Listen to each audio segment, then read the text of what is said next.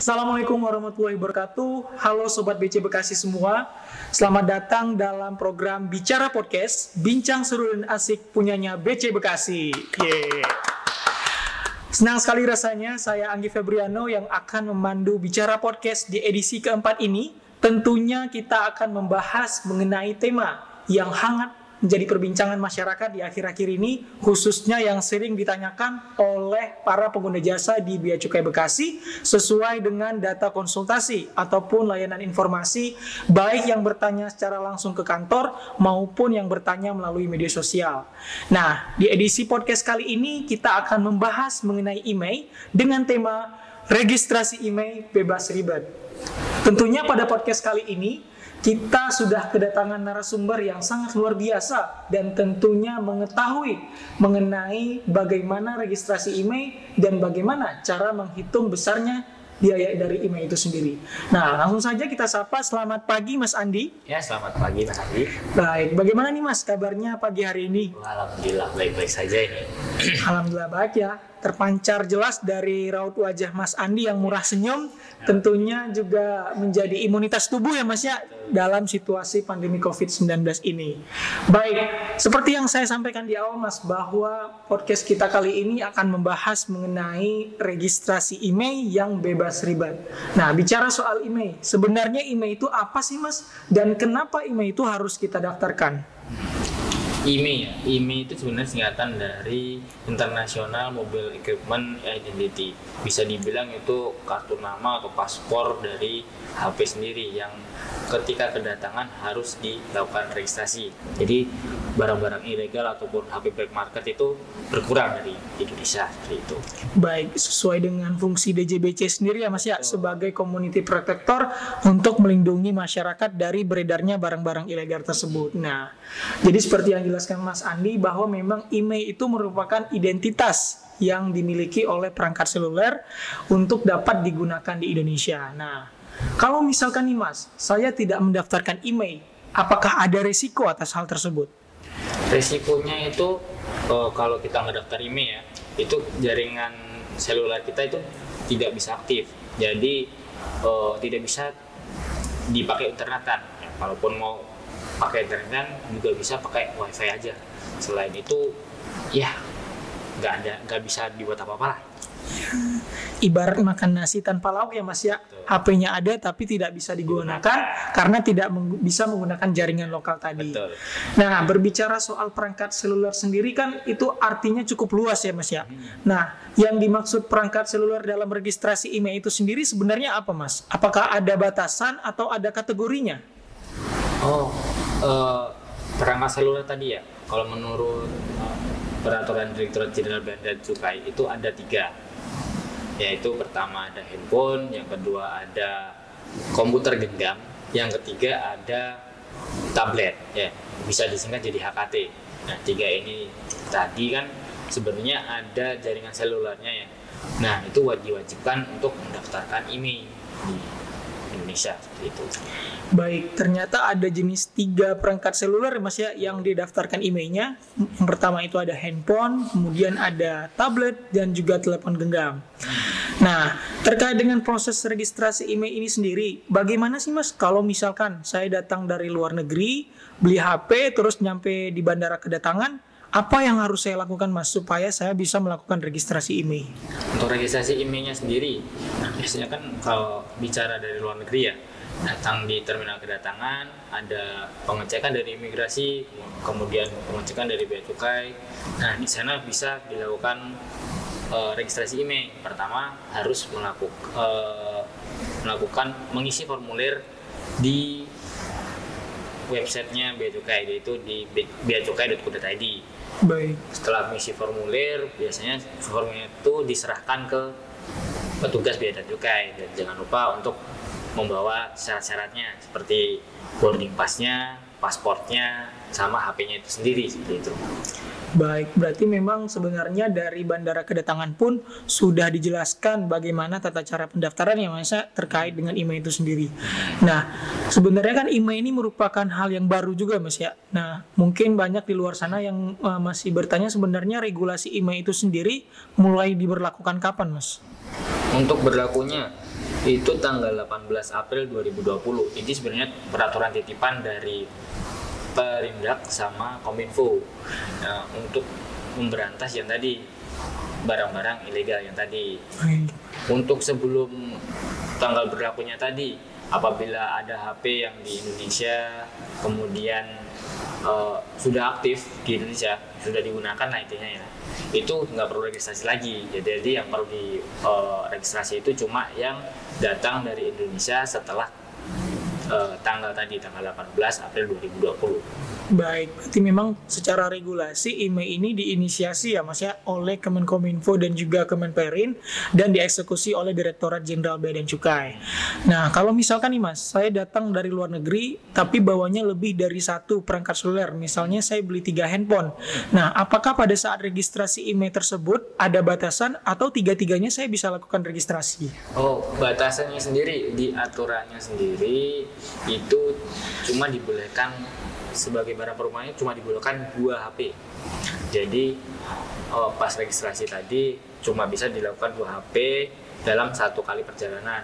Nah, untuk HP yang ketiganya ini tidak bisa dilakukan registrasi.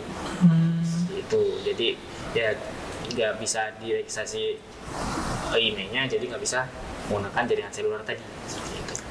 Berarti maksimal 2 ya Mas ya. Kalau belinya 3, satunya nggak bisa diregistrasi. Cuma mungkin bisa jadi koleksi kali ya Mas. Oke. Baik.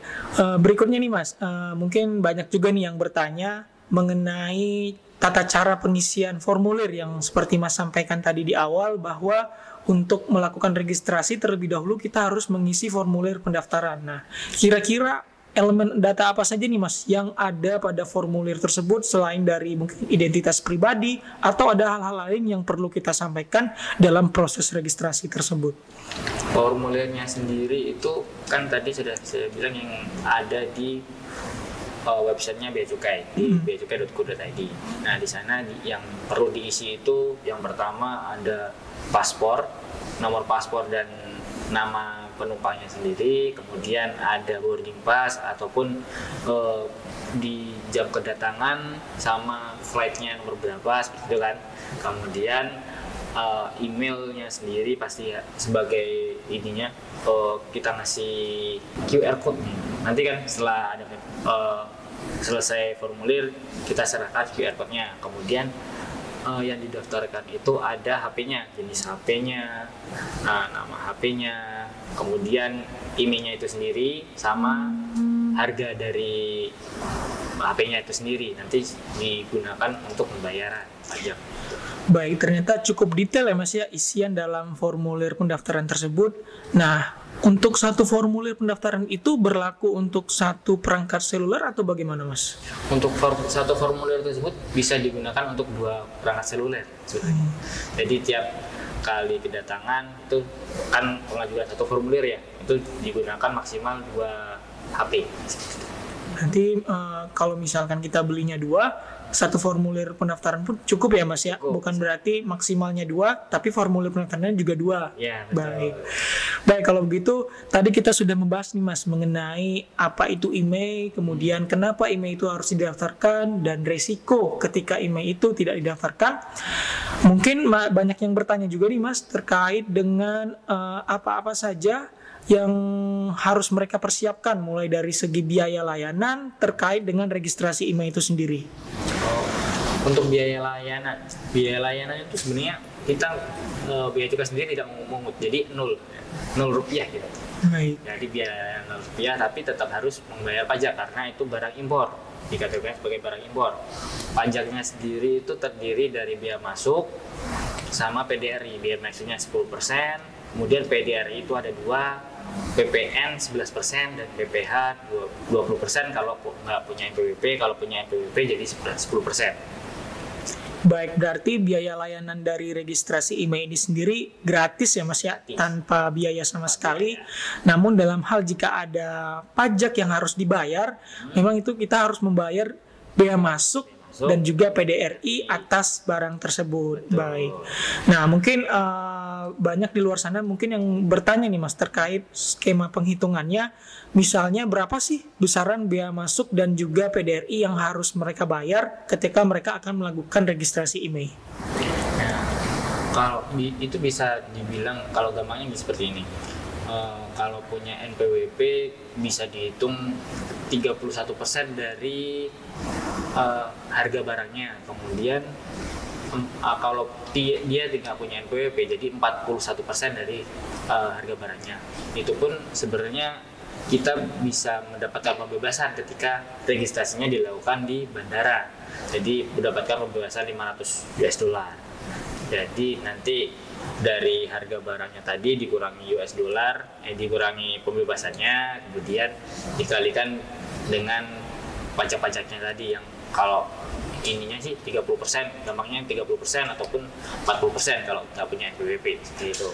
Baik, mungkin kita bisa kasih contoh simulasi perhitungan ya Pak, buat BC Bekasi di luar sana. Sobat BC Bekasi yang mungkin bertanya nih, misalkan saya datang dari luar negeri, contohlah dari Amerika, saya membeli iPhone 13 dengan harga 1.200 dolar Amerika. Nah, kira-kira berapa besaran pajak yang harus saya keluarkan untuk registrasi IMEI itu, Mas? Untuk pajaknya sendiri tadi 1.200 ya? Ya. Nah, didaftarkan di bandara langsung, di terminal kedatangan. Nah, itu dari 1.200 dikurangi dulu 500 US dollar, jadi sisanya 700. Kemudian dikalikan sama kurs pajak hari ini. Makanya kurs pajaknya 14.500 gitu ya. Nah, itu kan berarti sekitar ya 10 juta lah ya. Gampangnya gitu kan. Yeah. Kemudian dikenakan biaya masuk. Biaya masuknya berarti karena 10% jadi 1 juta. Jadi nah untuk PDRI-nya sendiri itu perhitungannya dari harga barangnya yang tadi yang 10 juta tadi ditambah biaya masuk. Nah, baru dikalikan persentasenya tadi. Umpamanya yang tadi PPh 11%. Jadi berapa tadi? 11 1.200.000 gitu lah. Kemudian PPh-nya kalau punya NPWP 10%, kalau tidak punya 20%, berarti 1 juta NPWP kalau punya NPWP. Terus 20% kalau nggak punya NPWP, 2 juta kalau nggak punya NPWP. Jadi totalnya mungkin ya 3.200.000 atau kalau punya NPWP, kemudian kalau nggak punya NPWP 4.400.000 kalau nggak salah seperti itu. Baik, cukup rigid sekali ya Mas ya ternyata perhitungannya, tapi sebenarnya tidak sulit jika Sobat BC Bekasi semua memahami terkait dengan regulasi dan juga bagaimana proses perhitungan tersebut. Nah mungkin setelah kita menghitung tadi mungkin Mas Andi agak pusing atau apa, kita boleh minum teh terlebih dahulu. Bisa diminum Mas Andi.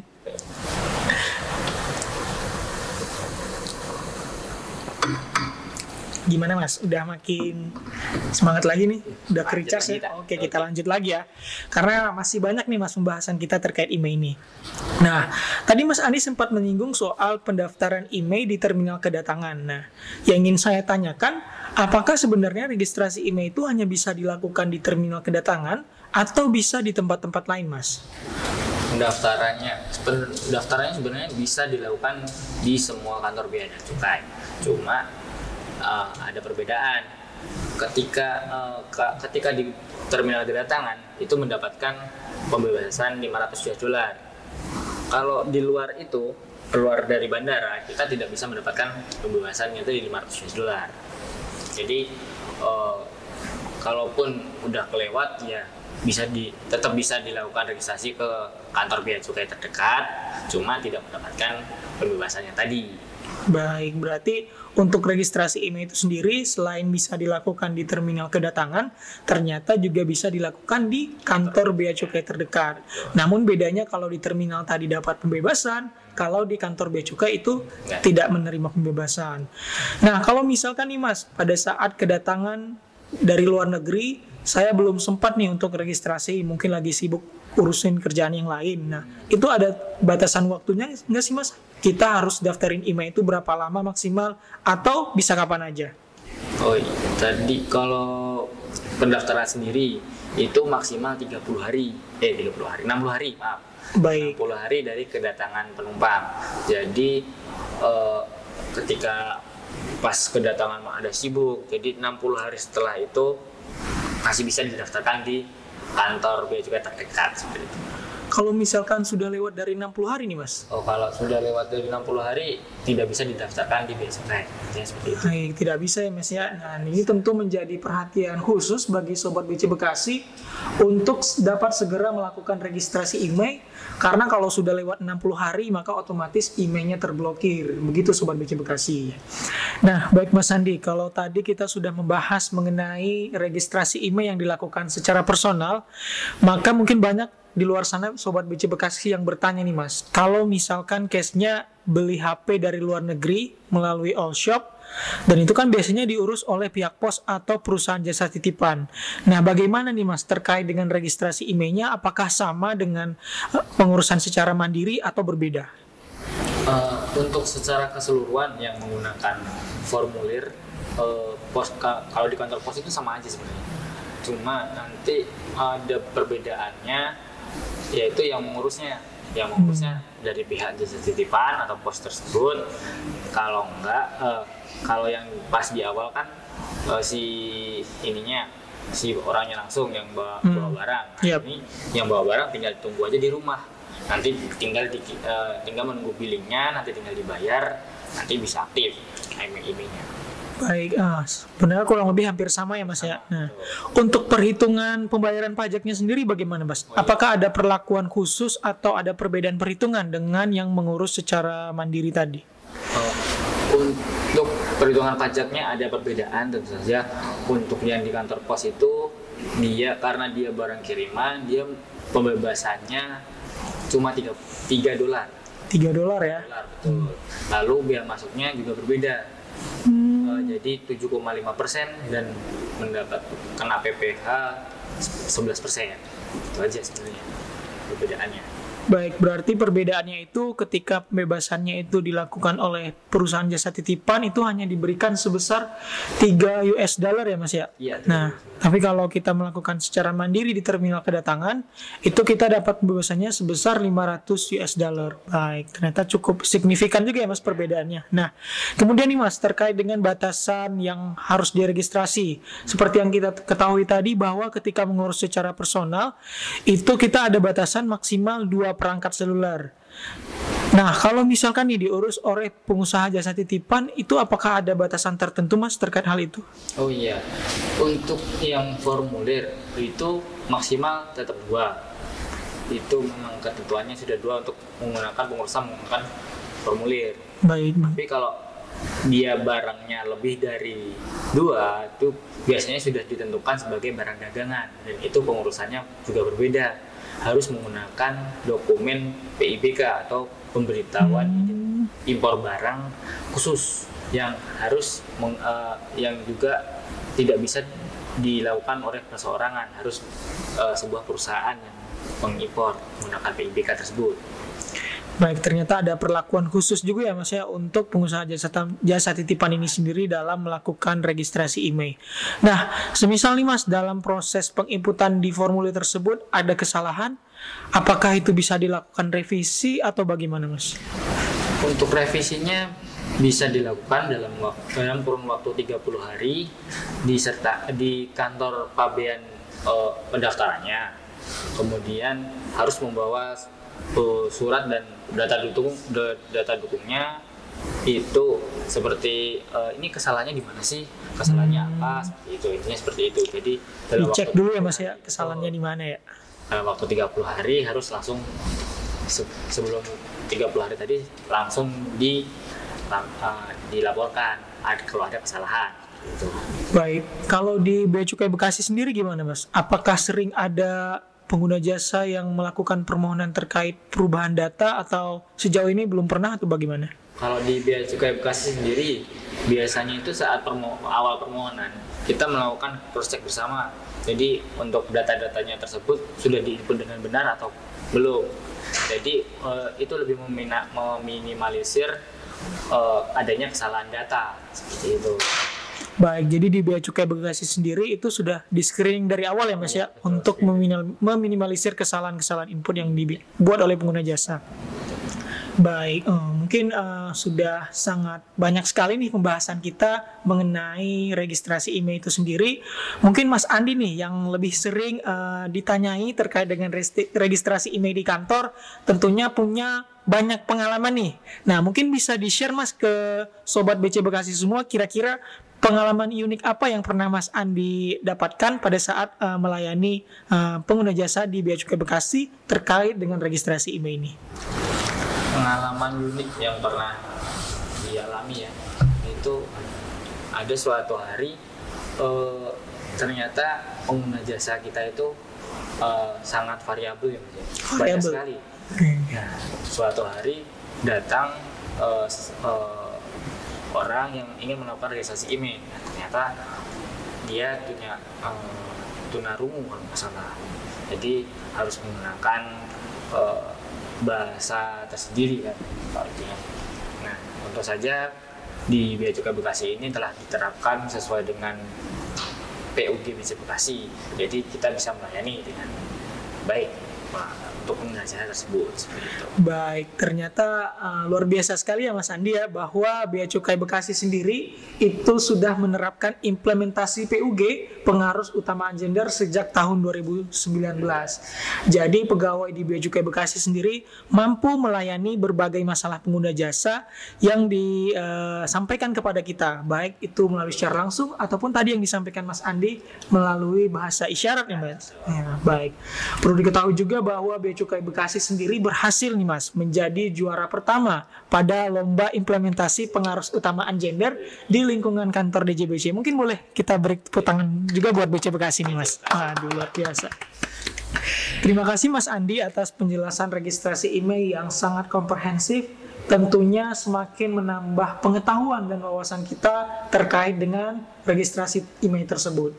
Bagi Sobat BC Bekasi yang ingin mengajukan pertanyaan, dapat mengajukan pertanyaannya secara langsung melalui kolom komentar di bawah ini ataupun melalui berbagai kanal media informasi dari Bea Cukai Bekasi, mulai dari hotline service number, media sosial, front desk, karena kita juga hadir di Mall Pelayanan Publik Kota Bekasi. Jadi bagi Sobat BC Bekasi dapat langsung berkunjung ke tempat tersebut menanyakan terkait dengan registrasi email ataupun hal-hal lain yang perlu dipertanyakan. Jangan sungkan bagi Sobat BC Bekasi untuk bertanya terkait dengan registrasi email, karena sejatinya registrasi email bebas ribet. Baik, terima kasih. Jangan lupa like, comment, and subscribe channel YouTube kita. Dan juga sampai jumpa di Bicara Podcast edisi berikutnya. Kami ucapkan terima kasih. Wassalamualaikum warahmatullahi wabarakatuh.